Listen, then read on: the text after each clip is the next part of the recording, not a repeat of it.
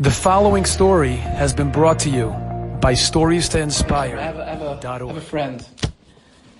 I'm going to tell the story. I can't mention his name. I'll tell you why. He's from South Africa. I hope that wasn't even to say that, but okay. I'll tell you what. No, MS. I told this story once before, and it was recorded and went up on YU Torah. And the next day, this guy lives, I don't even say, he doesn't live near me. I'm not going to give any more details, because if I give, I don't know. The next day I get a call from him that, Aryeh, I know you meant to be mechazik people, I'm happy, but please, you have to take down that shir right away. I said, what are you talking about? The Israeli army called me and said it's a risk to my life that story was up, and you have to take it down right away. This man, he served in the Israeli army, and there are a lot of stories that I've heard from him and told, and I said it in the past sometimes with his name, and I don't know, somehow the Israeli army listened to the shir or got back to them. No, MS, it's unbelievable, the intel.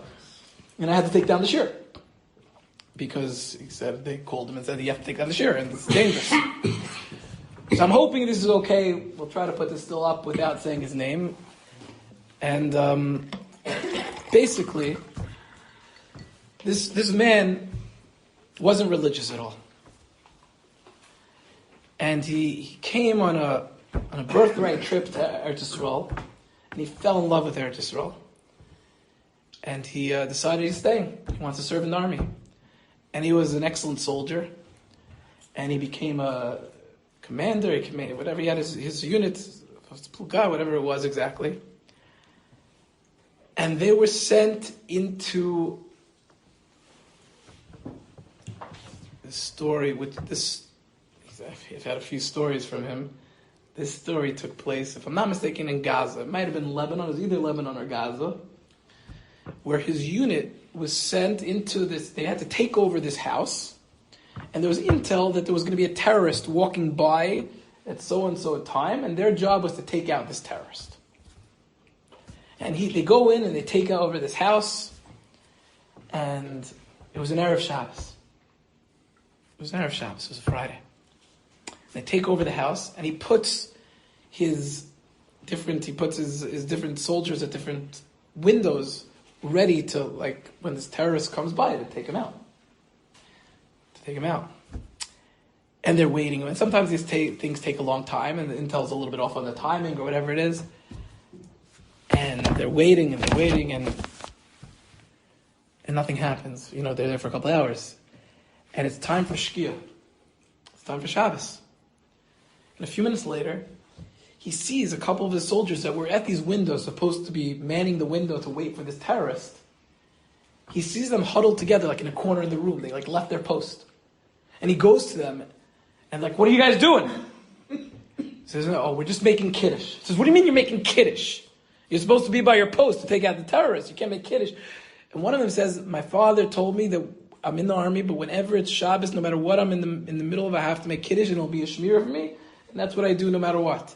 It's going to take 2 minutes, and it was three soldiers, these Dati soldiers, that we're going to make kiddush, and we're going to go right back to our post. Don't worry. And he screams at them, you get back to your post right now. I didn't say you could make kiddush. We have to take out the terrorists. What do you...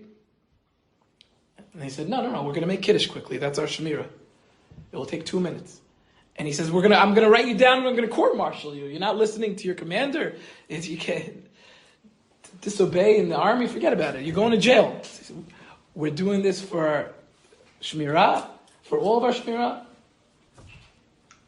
And he takes out his notebook, and he writes down the time, and he writes down their names, and puts it back. And they make kiddush, they go back to their posts. They stay another hour or two, and then he gets a call over walkie-talkie, abort the mission, whatever it was.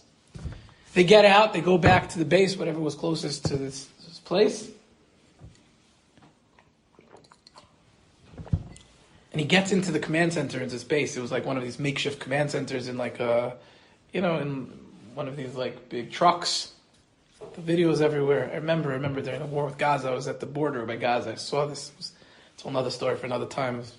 What I was doing there, I was sent to bring the soldiers this caffeine gum, because when they were out, they were going into Gaza for a few days at a time, and to be able to, whatever, someone sent me on a Another story for another time, but Lamaisa, I was like literally like the closest you could be to Gaza, watching with the news teams like filming into Gaza, it's like bombs were going off. It was crazy, but Lamaisa, I saw these command centers, but so his commander starts screaming at him, "Why didn't you take out the terrorists?" He says, "What do you mean, why didn't we take out terrorists? We were there, we waited for hours, no terrorists came." Of course the terrorists came. He says, but then he changes his voice. He says, thank God you didn't take out the terrorists. Because later we got different intel that they were onto us. And if you would have taken out the terrorists, they had people waiting, they would have taken out the entire house. You all would have been killed. So I'm happy you didn't take out the terrorist. But why didn't you take out the terrorist? He says, what do you mean? There was no terrorists. So they had like some drone footage or something. They show him, the terrorist, literally walking right, by the way they described how he was going to be wearing, whatever it was, walking right by the building that they were in, that they took over. And this man, my friend, he looks close and he sees the exact time the terrorist walked by. And he pulls out of his pocket the notebook that he had. That notebook that he had, where he wrote these soldiers' names when they made Kiddush, because they felt that that's what they had to do to have Shmirah from the Rabboni Shalom when it was time to make Kiddush on Shabbos. And it was the exact time that the terrorists walked by. And that Kiddush saved all of their lives. And there was one other story, but that was one of the two main stories where this man looked into his life and said, maybe there's something to this. And he was Shlozer B'tshuva, and he came, he learned in yeshiva in the 5 towns, and I was by his chasana, and he's sitting and learning, and he's incredible. Now, I'm not posketing whether they should have or shouldn't have left their post. That's not what this is about. That's for much bigger people than I, and to make Kiddush is definitely not something you should put yourself sakon in the fashos for, and whatever it was. But they felt, based on their Masorah from their father, whatever it was, that was emes from Ratzon Hashem that they needed to be doing, and they were willing to get court-martialed. They were willing to go to jail for that.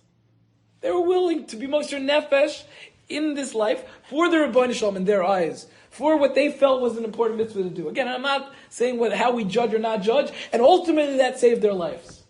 Their yichud tata. They're Baruch Shem Kol Malchus Olam Ved. They're in the midst of whatever's going on in my life. I'm bringing the Rabboni Shalom into my life. It saved all of their lives. And not just saved all of their lives, it also brought this yid back and was Choser B'tshuva. Enjoyed this story? In an incredible way. Come again. Bring a friend. StoriesToInspire.org